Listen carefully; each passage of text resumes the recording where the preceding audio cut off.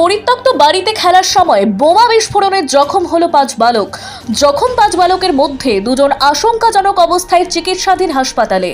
বৃহস্পতিবার ঘটনাটি ঘটেছে মালদার কালিয়াচক থানার 2 নং গ্রাম পঞ্চায়েতের দিলুটোলা এলাকায়। জানা গেছে ওই এলাকায় রয়েছে একটি পরিত্যক্ত বাড়ি। সেই বাড়ির মধ্যেই এদিন এলাকার 4-5 জন বালক খেলা করছিল বলে খবর। খেলার সময় আচমকা বিকট শব্দে বোমা বিস্ফোরণ হয়।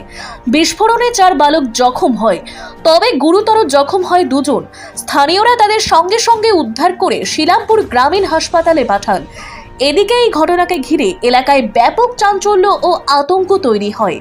খবর পেয়ে কালিয়াচক থানার পুলিশ ঘটনাস্থলে ছুটে যায়। প্রথমে পুলিশ বিস্ফোরণ স্থল লাল ফিতে দিয়ে ঘিরে দেয়।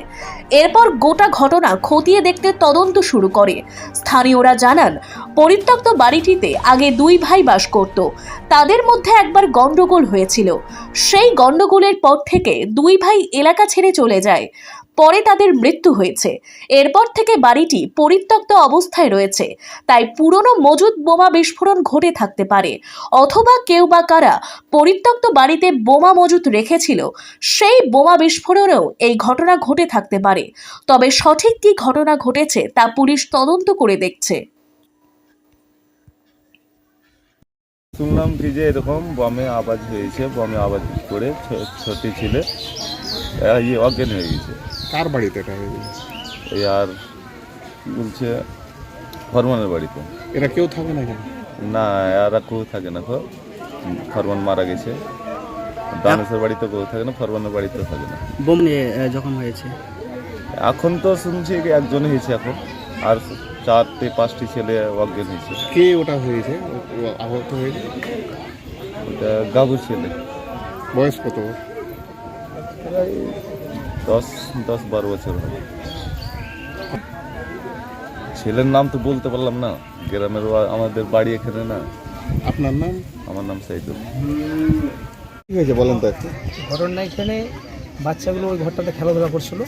খেলাধুলা করে ছোট্ট একটা এই মতো মানে এরকম সাইজের একটা বল ছিল। ওই বলটাকে এবার এভাবে খেলতে যে বলটা মধ্যখানে পড়ে যায়, মানে 4-5টা ছেলে খেলছিল। তার বলটা ওইভাবে পড়ে যায় বাস্টে জখম হয়ে যায়। কজন যখন হয়েছে? যখন একজন মানে একজন টোটাল 2 জন হয়েছে আর কি। আমাদের একজন বেশি হয়েছে, একজন হালকা হালকা হয়েছে।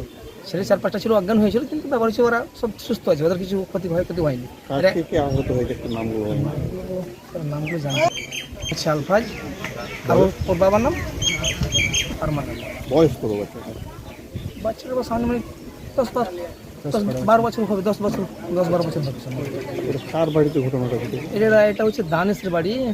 দানেশ আর ফরমান, আমাদের ওটা দানেশের বাড়ি আর এটা ফরমানের বাড়ি। এরা 2 ভাই ঝামেলা হয় অনেক দিন আগে এরা বাড়ি ছেড়ে চলে যায়।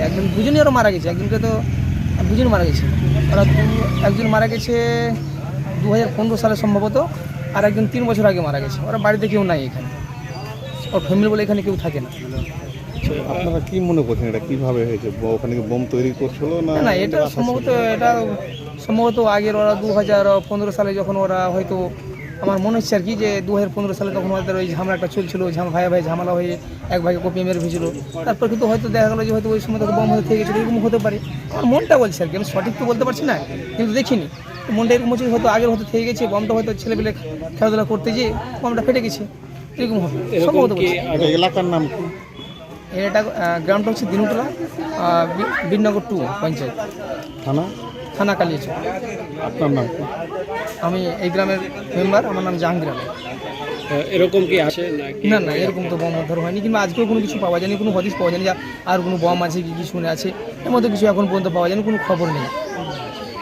সেটা সম্ভবত মানে দেখে মনে হচ্ছে অফিসাররা স্যাররা অনেকেই ছিল, স্যাররা দেখলেন, ওরাও অনেক তদন্ত করলেন, দেখলেন, কিন্তু কিছু আর দেখা যায়নি, কিছু পাওয়া যায়নি।